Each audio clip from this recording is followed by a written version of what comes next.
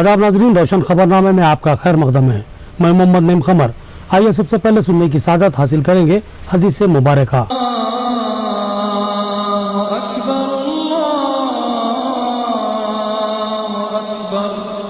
बिस्मिल्लाहिर्रहमानिर्रहीम। रसूल क़ुद्दस सल्लल्लाहु ताला अलैहि वसल्लम ने फरमाया, इस्लाम की बुनियाद 5 चीजों पर कायम की गई है। अव्वल, गवाही देना कि अल्लाह के सिवा कोई माबूद नहीं और बेशक मोहम्मद सल्लल्लाहु ताला अलैहि वसल्लम अल्लाह के सच्चे रसूल है। और नमाज कायम करना और ज़कात अदा करना और हज करना और रमजान के रोजे रखना। हदीस मुबारका बुखारी शरीफ। खबरों के आगाज से खबर नजर डालते हैं हेडलाइंस पर।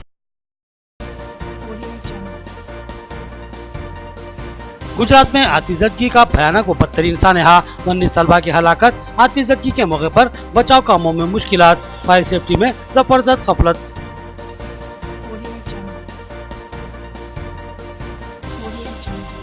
लिम्रा गार्डन फंक्शन हॉल में मोहम्मद फयाजुद्दीन की जानिब से दावत इफ्तार का एहतमाम। रुकने संबली मेहमान खुसूसी, शहर के अकाबिरीन व ताजिरीन और कायदीन की कसीर तादाद भी शामिल।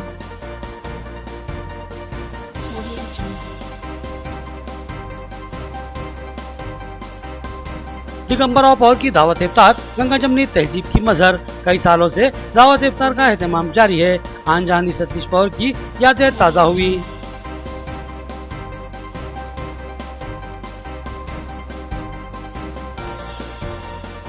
आज़मीन हज की रवानगी का सिलसिला 26 जुलाई से शुरू होगा। आखिरी काफिला 4 अगस्त को जाएगा। 22 फ्लाइट से तेलंगाना के आज़मीन हज की रवानगी मुमकिन। अब खबरें तफसील से। लिम्रा गार्डन फंक्शन हॉल में दावत इफ्तार का एहतमाम MLA बिगाला गणेश गुप्ता मेहमान खुसूसी की हैसियत से शरीक मोहम्मद फयाजुद्दीन और मोहम्मद अमर फारूक ने मेहमानों का इस्तकबाल किया और ज़ियाफत की। मौलाना एहसान कासमी ने दिक्कत अंगेज दुआ फरमाई। लिम्रा गार्डन फंक्शन हॉल में साबिक सदर जिला औकाफ मोहम्मद फयाजुद्दीन और जवान साल कायद मोहम्मद अमर फारूक की जानिब से दावत इफ्तार का एहतमाम किया गया, जिसमें रुकन असम्बली निजामाबाद बिगाला गणेश गुप्ता ने मेहमान खुसूसी की हैसियत से शिरकत की। मोहम्मद फयाजुद्दीन और मोहम्मद अमर फारूक ने इनका इस्तकबाल किया। इस इफ्तार पार्टी के अहम शुरा में अशफाक अहमद खान पापा, इमरान शहजाद, नवीद इकबाल, मोहम्मद अब्दुल खुदूस, मौलाना करीमुद्दीन कमाल, यासीन साबरी, डॉक्टर अख्तर, अब्दुल क़य्यूम यनाराई, माजिद खालिद कंप्यूटर, मुजाहिद अली बब्बू, अबूद बिन अली के अलावा मजलिसी कारपोरेटर्स मोहम्मद रियाज अहमद, मोहम्मद नसीर, मोहम्मद अहमद भी शरीक थे। दिगर अहम शुरा में अमजद खान सदर, old motor parts association, Rafiq Qureshi, Qasim advocate भी शामिल थे। मौलाना एहसान अहमद सदर आइडियल वेलफेयर सोसाइटी ने रिखत अंगेज दुआ की। उन्होंने कहा कि रोजा एक खालिस अल्लाह के लिए की जाने वाली खुसूसी इबादत है, जिसका अजर अल्लाह ने खास कर रखा है। और कहा कि रोजा बंदे और अल्लाह का खुसूसी राज है। बंदा रोजा है या नहीं, इसके रोजे को शर्फ कबूलियत हासिल है या नहीं, ये रोजा महज भूख व फाका है या अल्लाह की रजा का जरिया, ये बात सिर्फ अल्लाह ही जानते हैं। बंदा अल्लाह की रजा के लिए भूख व फाके को बर्दाश्त करता है, प्यास की शिद्दत के बावजूद भी पानी की सिर्फ नजर नहीं उठाता, तो अल्लाह को अपने बंदे की यह अदा बहुत पसंद आती है। बंदा अपने रब की मोहब्बत में मगलूब होकर नेमतों से किनारा कश हो जाता है, तो अल्लाह ताला की मोहब्बत भी उमड़ पड़ती है और वो अपने बंदे पर रहमतों, बरकतों और इनायतों का नज़ुल फरमा देते हैं और दुनिया व आखिरत में अपने बंदे को सरफराज कर देते हैं। बोधन में रियल एस्टेट ताजरीन की धानियां उरूज पर हैं। कौड़ियों की अराजी पर करोड़ों मुनाफा कमाया जा रहा है। प्याज के खरीदार मुसीबतों का शिकार हैं। भारी लेबर चार्जेस खरीदार को अदा करने पर मजबूर होना पड़ रहा है। बोधन चेयरमैन बल्दिया ने कहा कि अब धानियों को चलने नहीं दिया जाएगा, लेबर करवाना इंतहाई लाजमी होगा। बोधन में रियल एस्टेट ताजरीन की जानिब से अराजियों की गैर कानूनी खरीद फरोख्त की इतलात ने तशवीश का माहौल बना दिया। लिहाजा इस पर तशवीश का इजहार करते हुए चेयरमैन बोधन बल्दिया अन्नमपल्ली एल्लाया ने सहाफती इजलास के जरिए बताया कि लेवट के बगैर फरोख्त किए जाने वाले तमाम प्लाट गैर कानूनी हैं। जरूरी है कि तमाम वेंचर मालिकीन सबसे पहले अपने वेंचर्स को लेआउट कानून के तहत मंजूर करवा लें और लेआउट रजिस्ट्रेशन नंबर जरूर हासिल कर लें और लेआउट कानून के तहत ही अराजियों की खरीदो फरोख्त करें। बसूरत दिगर वेंचर मालिकीन के खिलाफ कानूनी कार्रवाई भी की जा सकती है। चेयरमैन बोधन बल्दिया अन्नमपल्ली एल्लाया ने बताया कि बोधन के तमाम अतराफ के मजाफात में कई वेंचर्स तैयार किए गए हैं, जहां धड़ल्ले से बगैर लेवल शुदा प्लाट्स फरोख्त किए जा रहे हैं उन्होंने आवाम से ख्वाहिश की कि वो बगैर लेआउट मंजूरा प्लाट्स कतई ना खरीदें। उन्होंने बताया कि अब बल्दिया इस पर सख्त तरीन कार्रवाई करेगा और नॉन लेआउट वेंचर्स में प्लाट्स की फरोख्त की कतई इजाजत नहीं देगा और वेंचर को हमवार कर दिया जाएगा। इस तरह इन वेंचर्स में प्लाट के खरीदार खुद ही अपने नुकसान के जिम्मेदार करार दिए जाएंगे। एक तल्ख हकीकत है कि रियल एस्टेट ताजरीन अपने पाव किलो गोश्त के लिए खरीदारों का पूरा बकरा ही जुबा कर देते हैं। ये वेंचर मालिकिन कौड़ियों के मोल में ज़राई अराजियों को खरीदते हैं। ये अराजी तामीर के लिए कतई गैर मुनासिब रहती है, इनमें तड़क होती है और जमीन में नापुख्तगी होती है, मगर रियल एस्टेट ताजरीन इस अराजी को हमवार करवाते हैं और चंद आड़ी टेढ़ी सड़कें बनवाते हैं और फिर इनमें प्लाट तैयार करके भारी दामों में फरोख्त कर देते हैं। इसी तरह कौड़ियों के माल से ये लोग करोड़ों का मुनाफा हासिल करते हैं। बाद में प्लाट्स के खरीदार बटरमैन चार्जेस अदा करने पर मजबूर हो जाते हैं। सुनिए चेयरमैन भोजन बल्दिया इस मामले में क्या कहते हैं। भोजन टाउन में जो लेआउट नहीं है सो प्लाटा थोड़े आदमियाँ बना के बेच रहे, वैसा प्लाटों को कोई भी नहीं खरीदना। लिहाजा लेआउट का नंबर रहे तो अच्छी म्यूनसिपाल्टी से लेआउट का नंबर सैंक्शन होया बाधित कोई भी भोजन शहर के अंदर प्लाटा लेके उसको रजिस्टर कर लेना। लिहाजा 2 दिन से रजिस्टर ऑफिस को भी म्यूनसिपाल्टी कमीशन दरिया लेटर जा चुका है। जो लेआउट नहीं है सो प्लाट को वहाँ रजिस्ट्रेशन नहीं करते और जो नरसापुरी एरिया है, पांडु फार्म है और अचनपल्ली, श्रीनिवास कैंप, चिक्की कैंप और बिल्लाल के कौन सा भी एरिया में जो वेंचर्स बना के बगैर लेआउट का प्लाटा बेच रहे, कोई भी वैसा प्लाटा लेना नहीं। अगर लिए तो भी यहाँ परमिशन को बहुत मुश्किल होता और वो रजिस्टर ऑफिस में उसको रजिस्टर नहीं करते। लिहाजा पब्लिक ये इसका ऊपर तजुर्बा दे के जो लेआउट मंजूर हो सब प्लाट आए लेना बोल के सबको म्यूनसिपालिटी का तरफ से गुजारिश कर। गुजरात के शहर सूरत में भयानक अतिजती का वाकया पेश आया। 19 इंसानी जिंदगियां जाया हुई, इनकी मौत की अहम वजह क्या है? तेज भड़कने वाली आग या फिर मजदूर हिफाजती रास्ते? इस हादसे में महकूमजाती खामियां खुलकर सामने आई हैं। मुल्क की मारूफ तिजारती रियासत गुजरात के शहर सूरत में भयानक अतिजदगी का वाकया पेश आया है, जहां शाम के वक्त एक तिजारती हमामंजिला इमारत में निचली मंजिल से ऊपरी मंजिल तक अचानक आग भड़क उठी। आग की शिद्दत और शदीद तफीश की वजह से ऊपरी मंजिल के लोगों को नीचे उतरना मुश्किल हो चुका था। इस मौके पर इस इमारत की बालाई मंजिल पर वाक़े एक कोचिंग सेंटर में 50 से ज्यादा तलबा और तालिबात कोचिंग हासिल कर रहे थे। इस अचानक तेज भड़कती हुई आग ने उन्हें अपनी लपेट में ले लिया और फिर इन तलबा को बोगलाहट में छत से कूदना पड़ा। ऊपरी मंजिल से छलांग लगाने वाले तलबा को नीचे खड़े हुए अफराद ने अपने हाथों में ले लिया, इसलिए बहुत से छलांग लगाने वाले तलबा महफूज रहे और बास जख्मी और हलाक भी हुए, जबकि ऊपर फंस जाने वाले तलबा में से बेशुमार तलबा आग की इज्जत में आकर हलाक हुए, जिनकी तादाद 19 के लगभग बताई गई। ताजा में तहरीर तमाम मवाद की तस्दीक न हो पाई। आग पर काबू पाने के लिए एक तवील जद्दोजहद करनी पड़ी। आग किसी बारूद की तरह चारों तरफ भड़क रही थी और रियासती हुकूमत के वजीर ने भी अमवात की तस्दीक की है। बहरहाल ये एक बड़ा सानिया है जिसको कौमी सानिया करार दिया जा सकता है। ये हमारे अपने बच्चे थे जो आग की नजर होकर हलाक हो गए। आज कई खानदानों में मातम का माहौल बना हुआ है और पूरे मुल्क में ही कोहराम सा बचा हुआ है। यहाँ सवाल हिफाजती इंतजाम पर खड़े किए जा सकते हैं। आग से बचाव के लिए जरूरी हिफाजती इंतजाम पर यहाँ सवाल खड़े किए जा सकते हैं। सूरत के फायर ब्रिगेड की 17 गाड़ियां भी बर वक्त आग पर काबू पाने और 19 इंसानी जानों को बचाने में महज इसलिए नाकाम हो गई कि हिफाजती इकदाम के लिए कोई राह नहीं पाई गई। लिहाजा इसलिए तलबा को छलांग लगाने पर मजबूर होना पड़ा। आग से बचाव का कोई भी मुताबादिल रास्ता क्यों नहीं था, ये एक अहम और छुपता हुआ सवाल है। बिल्डिंग मालिक से, महकूमा बल्दिया से और महकूमा फायर ब्रिगेड से। इंटीग्रेटेड फाउंडेशन स्कूल में इंटर टेस्ट का इनेकाद अमल में लाया जा रहा है। निशानात के लिहाज से फीस में रियायत दी जाएगी। इंतजामी जिम्मेदार मलिक शारिक का बयान। उन्होंने औलिया तलबा से इस्तेफादा की ख्वाहिश की है। इंटीग्रेटेड फाउंडेशन स्कूल के सरबराह मलिक शारिक ने आज अपने बयान में बताया कि इस फाउंडेशन के तहत हैदराबाद में 8 ब्रांचेस चलाई जाती हैं और अब इसकी एक और ब्रांच निजामाबाद में शुरू की जा रही है। इस स्कूल में दाखिले के लिए इंटर टेस्ट रखा गया है, जिसमें 90% निशानात हासिल करने वाले तलबा को 50% फीस में रियायत दी जाएगी, जबकि 80% निशानात पर 30% और 70% निशानात पर 20% रियायत मिलेगी। ये मौका फर्स्ट से लेकर 7th क्लास के तलबा के लिए है।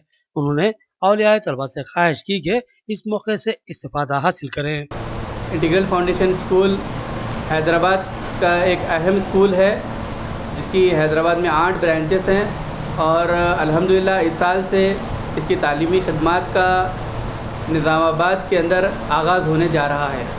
और अल्हम्दुलिल्लाह इसके आगाज़ के साथ ही ख़ास तौर से तदरीसी हलक़ों में और तालीमी हलक़ों में लोगों ने खुशी और मसरत का इजहार किया है।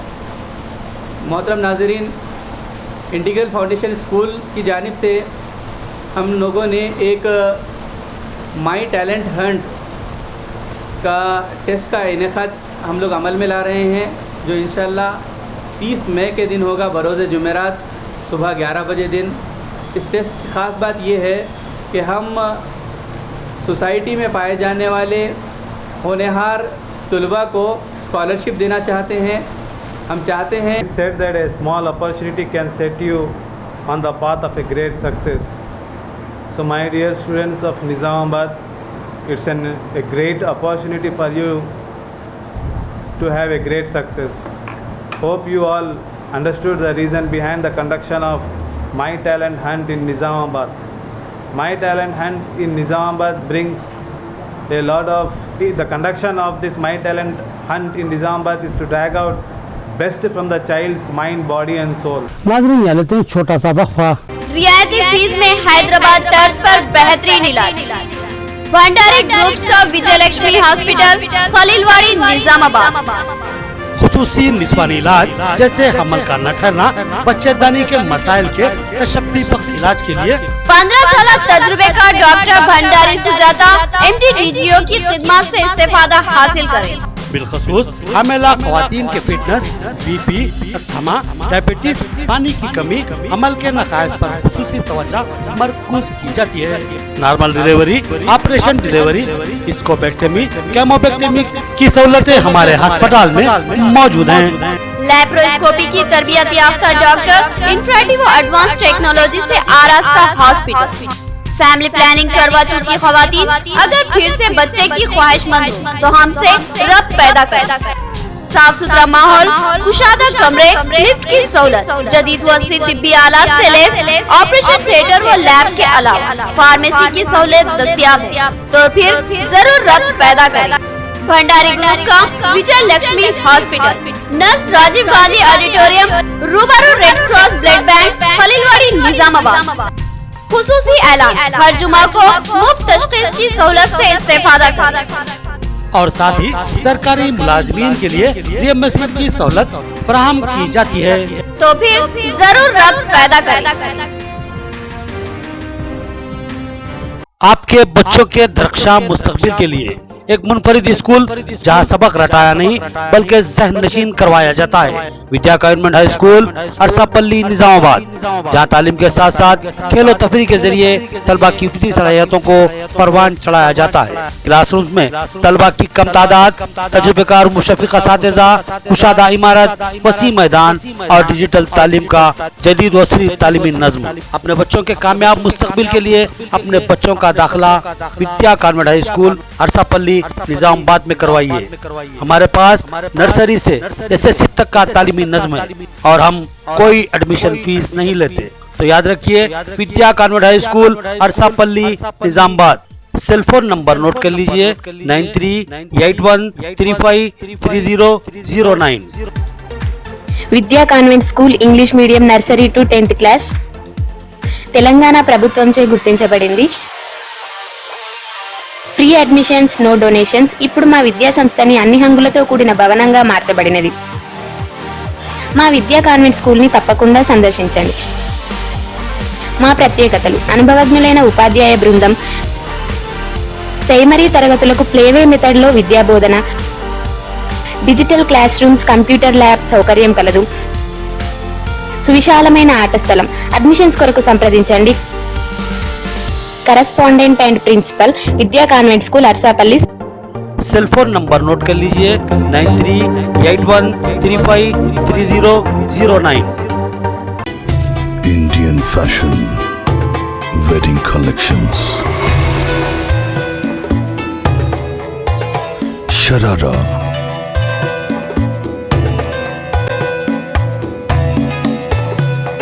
खड़ा dupatta, gowns, fish cut,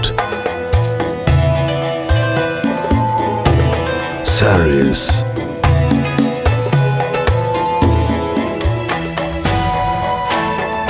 Irfan, the designer shop, inside Diwan Doori, Pathargatti, Hyderabad.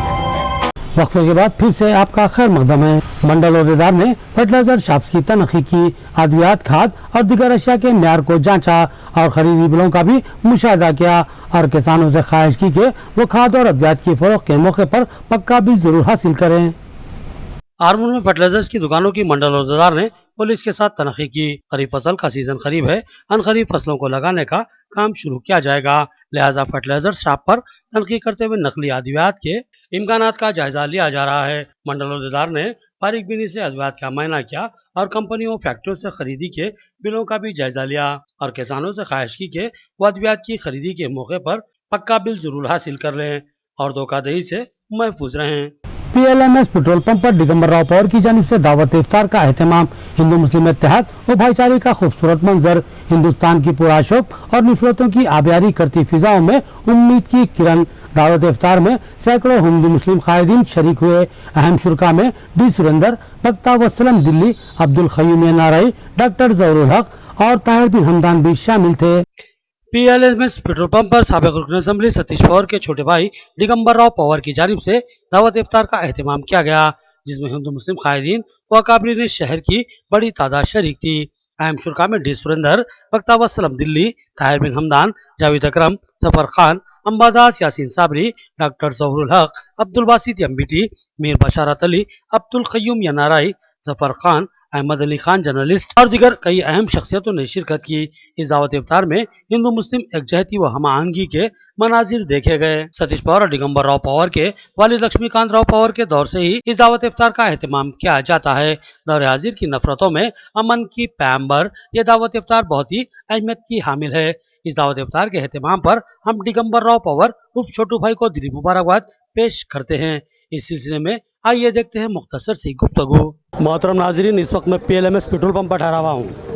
ये पेट्रोल पंप साबिक रुकन असेंबली साबिक MLA सतीश पवार साहब का है और मेरे बिल्कुल करीब में जो ठहरे हुए हैं जनाब दिगंबर राव पवार साहब, ये सतीश पवार साहब के छोटे भाई हैं। इनकी जानिब से यहाँ पर अभी कुछ देर कबल दावत इफ्तार का एहतमाम किया गया था। दावत इफ्तार कोई नई बात नहीं है और कोई ख़ास बात नहीं है, लेकिन यहाँ पर खुसूसियत से इस प्रोग्राम को इसलिए दिया जा रहा है कि यहाँ पर यह बताना मकसूद है कि हिंदुस्तान में अभी भी फ़िरका वाराना हम आहंगी बरकरार है, भाईचारा बरकरार है, हिंदू मुस्लिम एकता बरकरार है। जैसा कि दौर हाजिर में ये बताने की कोशिश की जा रही है कि हिंदू और मुसलमानों में खलीज वाक़ हो चुकी है और एक दूसरे में दूरी पैदा हो चुकी है, मोहब्बत और खुलूस का मामला ख़त्म हो चुका है। यहाँ पर वो बात गलत साबित होती है। सतीश पवार साहब गुज़िश्ता कई सालों से यहाँ पर दावत इफ्तार का मुसलसिल एहतमाम करते आ रहे हैं और उनकी वफ़ात के बाद इस सिलसिले को हमारे दिगंबर राव पवार साहब ने बरकरार रखा है, बग़ैर किसी सियासी मफाद के, बग़ैर किसी जो सो मफादात के इन्होंने इस सिलसिले को जारी रखा है। तो मैं पूछूँगा कि दिगंबर भाई, ये जो कितने साल से आप ये दावत इफ्तार का एहतमाम कर रहे हैं, आप लोग, आपके ख़ानदान?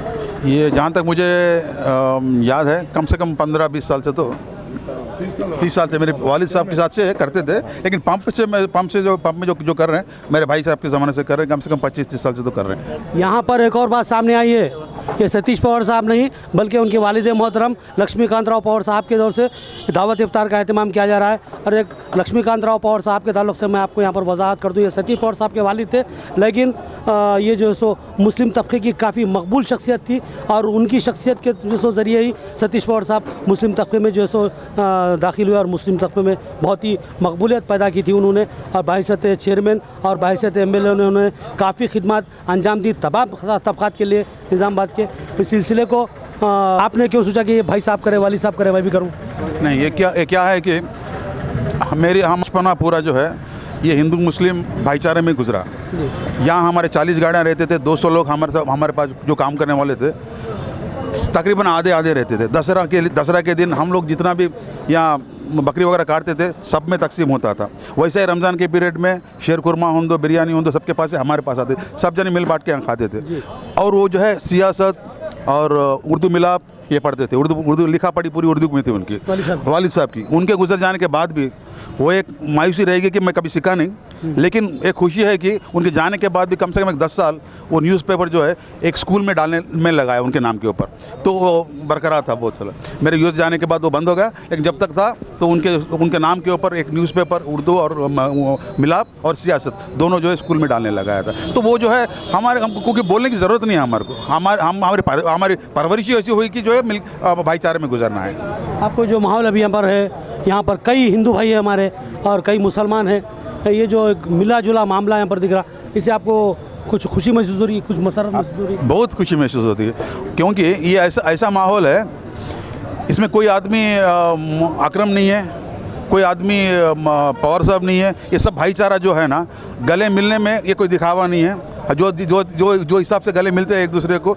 ऐसा लगता है कि ना सही सदियों से चले आ रहा है और सदियों से चलता रहेगा। ये ऐसे सदियों की मोहब्बत है हमारी, बरकरार है, ये दुआ है खुदा से हमारी। यहाँ ताहिर बिन हमदान साहब है, ज़िले में जो मारूफ तरीन शख्सियत है और जो सो कांग्रेस के जो सो सरकर्दा लीडरों में शामिल होते। हाल ही में उन्होंने MLA इलेक्शन भी लड़ा था, बहुत ही आप तारुफ के मोहताज नहीं है।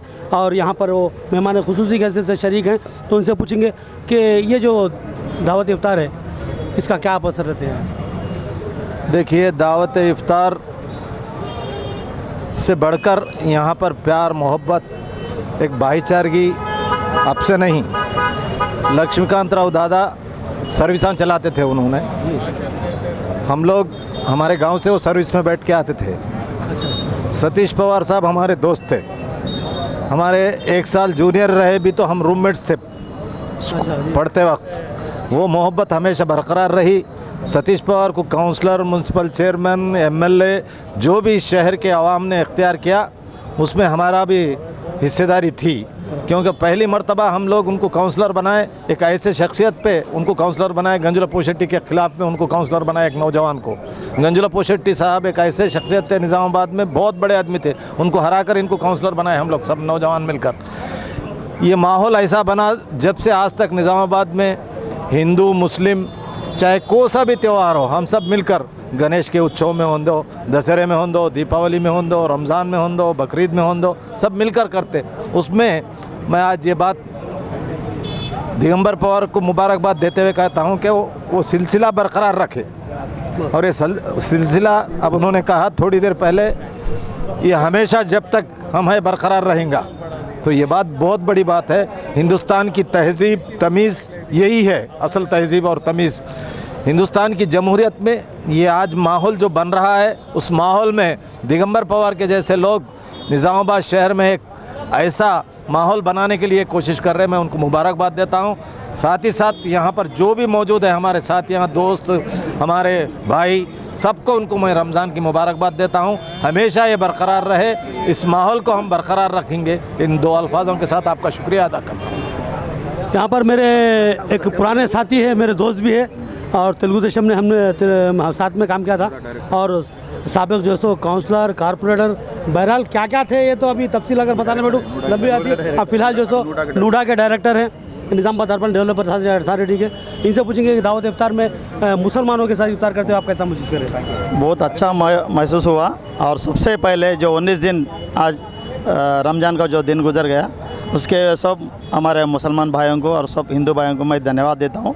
और सबसे पहले हमारा बड़े दादा जो सतीश पवार साहब, जो 30 साल से जो इफ्तार बंद करते थे हर साल पे, और वही आज हमारा उनका छोटे भाई, हमारे बड़े भाई दिगंबर पवार साहब ने जो 15 साल से ये जो चला रहा है, हर साल हर रमज़ान में मुसलमान भाइयों को, हिंदू भाइयों को, हर लोगों को यहाँ पर बुलाकर दावत इफ्तार दे रहे हैं, मैं उसको बहुत धन्यवाद देता हूँ। हर साल में ऐसी बरकरार करते रहना, जब तक है तब तक पूरा हर साल पे ऐसी और ये जो इफ्तार लगाना और सब हिंदू मुसलमान भाई के से मिल के रहना और निज़ामाबाद के जितने भी बड़े लीडर्स हैं ऐसे काम करते हुए और हिंदू मुसलमान को मिलकर साथ चलना और ये जो निज़ामाबाद को और तरीके से डेवलपमेंट करने वास्ते सब कोशिश करना। इस बात के ऊपर ये जो यहाँ पर जितने मुसलमान हैं खुशी से आए, बहुत दिल से आज वो रमज़ान छोड़े हैं उसको और हमारे भाई को सबको मैं दिल से मुबारक देता हूँ। बहुत अच्छा महसूस हो गया हमारा। Thank you.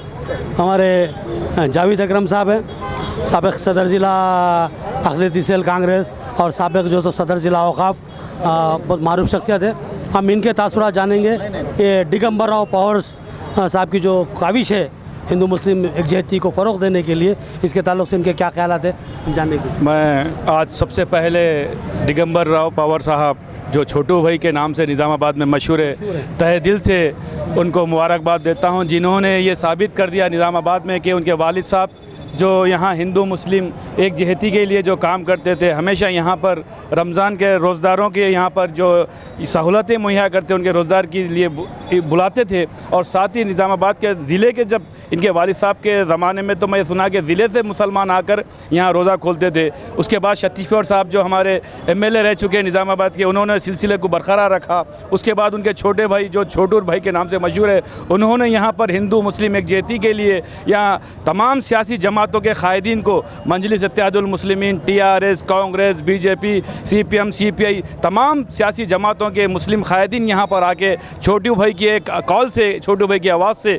यहाँ पर उनके वालिद साहब की याद ताज़ा करने के लिए, यहाँ पर उनके भाई सतीश पवार साहब की याद ताज़ा करने के लिए छोटू भाई के साथ खांधे को खांधा लगाकर निज़ामाबाद ज़िले के जो मुसलमान हिंदू जो मिलजुल कर इनके साथ रहते हैं, यहाँ आज 19वां रोज़े का इफ्तार की दावत दी गई है। और ये दावत में यहाँ पर छोटू भाई तमाम मुसलमानों के साथ बैठकर, निज़ामाबाद के तमाम सियासी हिंदू भाई बैठकर हमारे मुसलमानों के साथ यहाँ इफ्तारी किए हैं। मैं छोटू भाई का तहे दिल से शुक्रिया अदा करता हूँ और ये सिलसिले को हमेशा बरकरार रखते हुए मुझे उम्मीद है कि छोटू भाई अपने वालिद साहब की रिवाज को, अपने भाई के रिवाज को हिंदू मुस्लिम एकजहती के लिए हर तरीके से सामने रहकर काम करेंगे। मुझे जो मौका दिया गया छोटू भाई, मैं उनका शुक्रिया अदा करता हूँ और आज का 19वां रोज़े की भी इफ्तार की भी छोटू भाई को मुबारकबाद देता हूँ।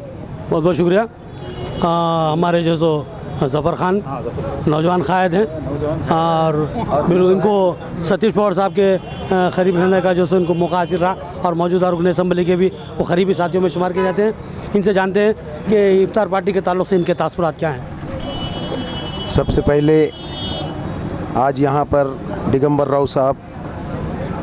राव पवार साहब की जानिब से जो इफ्तार पार्टी मुनक़्क़िद की गई है, तो मैं उनको दिल की गहराइयों से मुबारकबादी देता हूँ, तमाम मुसलमानों की तरफ से मुबारकबादी देता हूँ। और मैं पिछले कई साल से देखता हूँ जो दिगंबर भाई के बड़े भाई थे, मेरे सियासी गुरु सतीश पवार साहब MLA निज़ामाबाद, उनकी जानिब से यहाँ पर इसी प्लेस पर इफ्तार पार्टी हर साल मुसलमान भाई हिंदू मुस्लिम एकजहती के लिए यहाँ पे मनाई जाती थी। और उस रीत को आज उनके गुज़रने के 5वें साल को भी जो है उनके गुज़रने के बाद जिस तरीके से अमलावरी जामा पहनाते हुए छोटू भाई हर साल इस पेट्रोल पंप पे इफ्तार पार्टी मुनक़्क़िद कर रहे हैं, ये बहुत ही खुशी की बात है। और उससे ज़्यादा खुशी की बात, आल कैस्ट के लोग, आल पार्टी के लोग ये पेट्रोल पंप पे आके हर रमज़ान में इफ्तार पार्टी में गंगा जमनी तहज़ीब को बरकरार रखने के लिए जो स्टाइल में ये काम चल रहा है, मैं इन तमाम सियासी कायदीन को और हिंदू मुस्लिम भाइयों को सबको इस बात की मुबारकबादी देता हूँ। और अल्लाह तबारक ताला से ये दुआ करता हूँ कि निज़ामाबाद शहर में बल्कि सारी रियासत में ऐसे लोग होना चाहिए जिनकी वजह से सब एक प्लेटफॉर्म पे आके, जैसा हम दशहरे के त्यौहार पे, दिवाली के त्यौहार पे हिंदू भाइयों के पास जाते हैं और हमारे इफ्तार के रमज़ान के त्यौहार पे, बकरीद के त्यौहार पे हिंदू भाई हमारे पास आते हैं, इस रीत को इसी तरीके से आगे बढ़ाने वाले कायदीन की सख्त ज़रूरत है। मुझे जो मौका दिया गया है शुक्रिया अदा करता हूँ और आपके न्यूज़ चैनल का भी खुसूसी शुक्रिया अदा करता हूँ। जो बहुत बहुत शुक्रिया हमारे ज़फ़र खान साहब।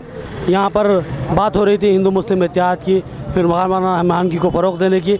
हम तमाम ही जो सो सियासी कायदीन और जो सो बिलखुसूस दिगंबर राव साहब को रोशन टीवी की तरफ से मुबारकबाद देते हैं। नाज़रीन, अब लेते हैं एक और वक्फा।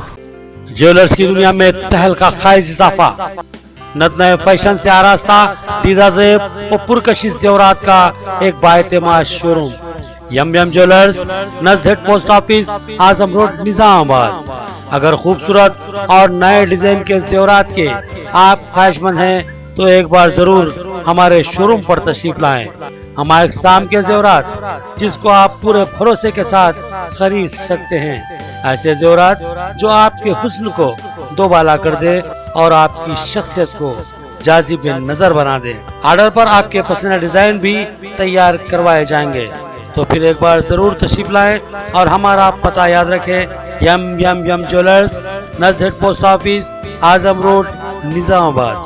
हमारे सेल फोन नंबर 7801077866 7801077867 7702309007।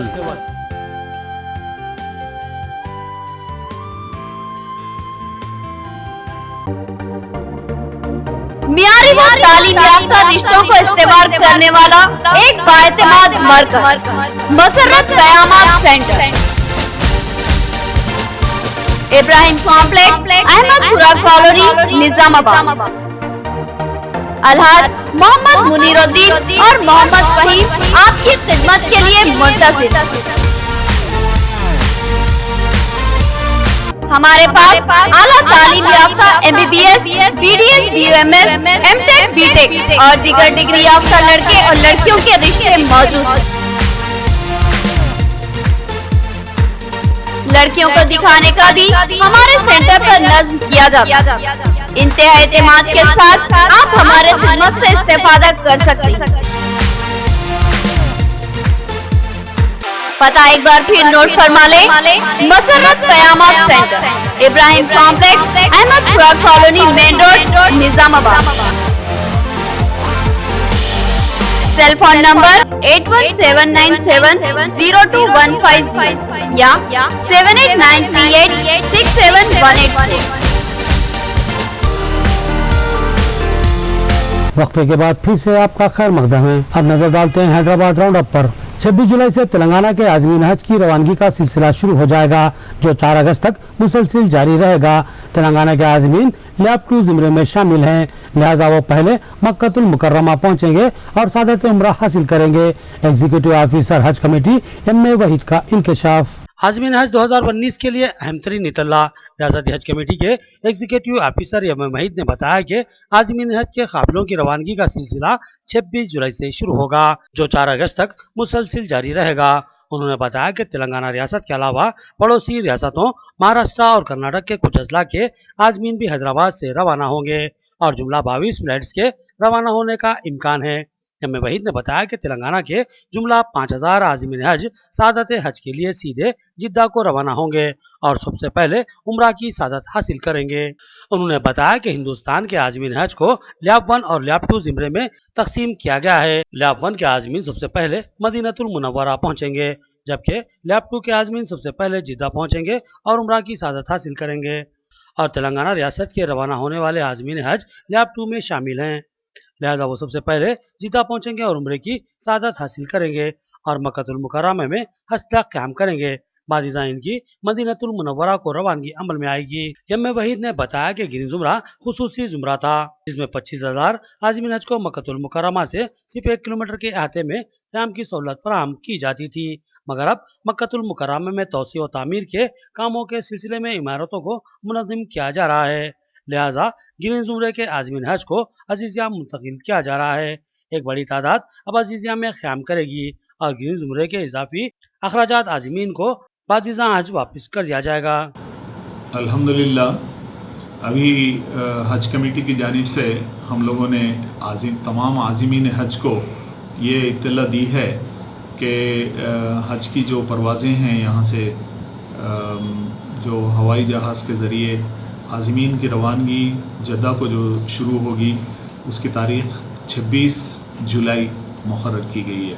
तो 26 जुलाई से लेके 4 अगस्त तक ये परवाज़ें चलेंगी। जुमला 22 फ़्लाइट्स यहाँ से चलने का अंदाज़ा है और इसमें 5000 से ज़ायद तेलंगाना के आज़मीन रहेंगे इसके अंदर।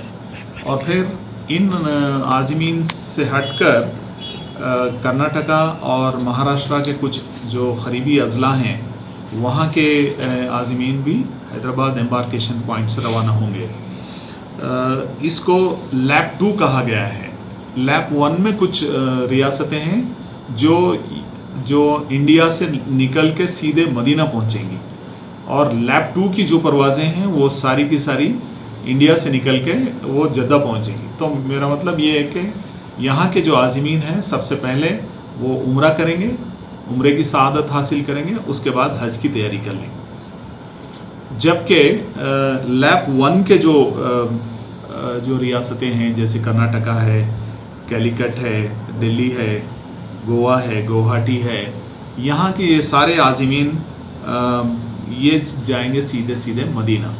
तो इस तरह से हमारे जो आज़मीन हैं वो पहले उम्रे की सआदत हासिल करेंगे।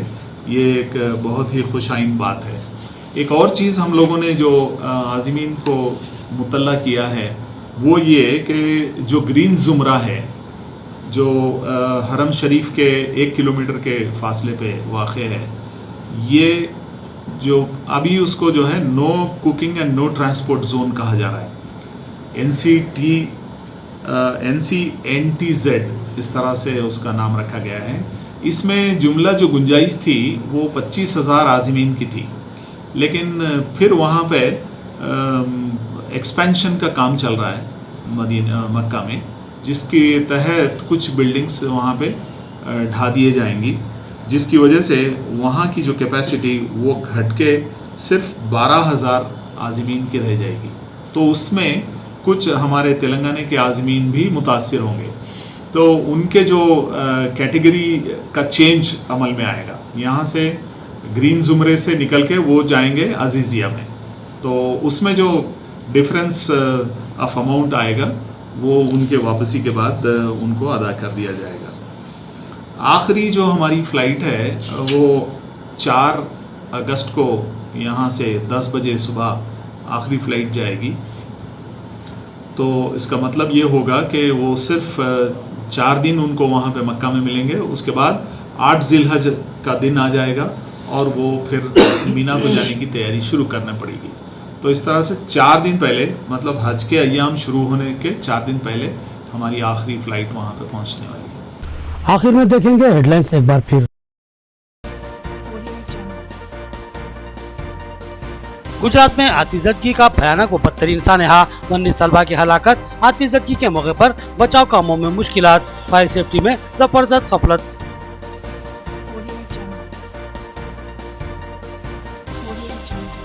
लिमरा गार्डन फंक्शन हॉल में मोहम्मद फयाजुद्दीन की जानिब से दावत इफ्तार का एहतमाम। रुकन असम्बली मेहमान खुसूसी, शहर के अकाबिरीन व ताजिरीन और कायदीन की कसीर तादाद भी शामिल।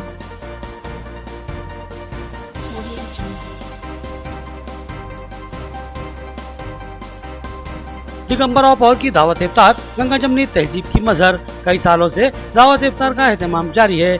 आन जानी सतीश पॉवर की यादें ताज़ा हुई।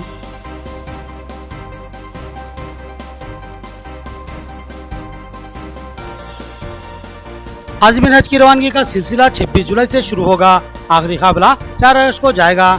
22 फ्लाइट से तेलंगाना के आज़मीन हज की रवानगी मुमकिन। खबरें इतनी, नई खबरों के साथ फिर मुलाकात होगी, तब तक के लिए दे इजाजत। अल्लाह हाफिज।